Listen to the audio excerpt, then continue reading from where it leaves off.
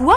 Squeezie n'est plus le premier youtubeur de France? Je t'explique. Salut, c'est July, je te raconte toute l'actu tech de ce week-end, c'est parti. Et on commence par cette info de Futurism. ChatGPT nous raconte n'importe quoi. C'est surtout que ChatGPT est complètement claqué au sol en codage. Alors l'info vient d'une étude de la Purdue University dans l'Indiana qui nous explique que plus de la moitié des réponses de ChatGPT concernant le codage sont fausses. Ils ont posé 517 questions à ChatGPT qui étaient déjà inscrites sur Stack Overflow. Stack Overflow, ou SO pour les connaisseurs, c'est un peu la bible de la programmation informatique. C'est là où tout le monde échange ses questions et ses réponses sur le code. Et la mauvaise nouvelle, c'est que 52% des réponses de ChatGPT à ces questions-là étaient fausses. À la fin de l'étude, ils montrent plein d'exemples d'erreurs que ChatGPT a faites, comme ici, et franchement c'est flagrant quoi. Regardez la différence entre la réponse de Stack Overflow et ChatGPT, je ne sais pas coder. Et on continue avec cette info de The Verge. Oubliez Shazam, on a bien mieux. Grâce à l'appli Android de YouTube Music, on va pouvoir chantonner des airs pour les retrouver. Du coup, l'interface, ça ressemblera à ça. On a juste à appuyer sur le petit bouton blanc,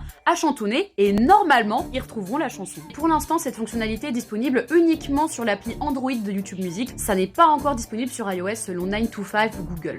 Et enfin, c'est le choc de ce week-end. Thibaut InShape a dépassé Squeezie en nombre d'abonnés sur YouTube, ce qui fait de lui le plus gros youtubeur français. Et oui, ce samedi à 6h30 exactement, Thibaut InShape a atteint les 18 922 000 abonnés, soit 13 300 abonnés de plus que Squeezie. Est-ce que ça nous réjouit?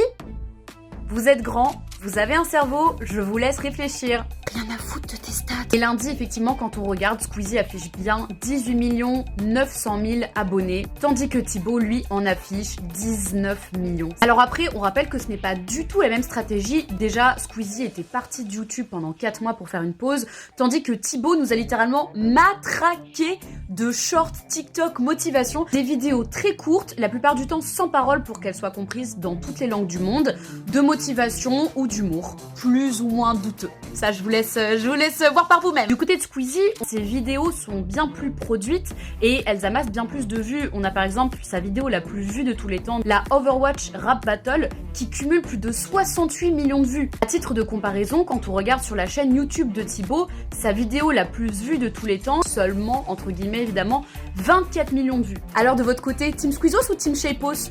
Je sais même pas si ça se dit. Voilà, les actus du week-end, c'est déjà terminé. Rendez-vous en fin de semaine pour que je vous résume l'actu tech de cette semaine. Et d'ici là, portez-vous bien. Salut, ciao!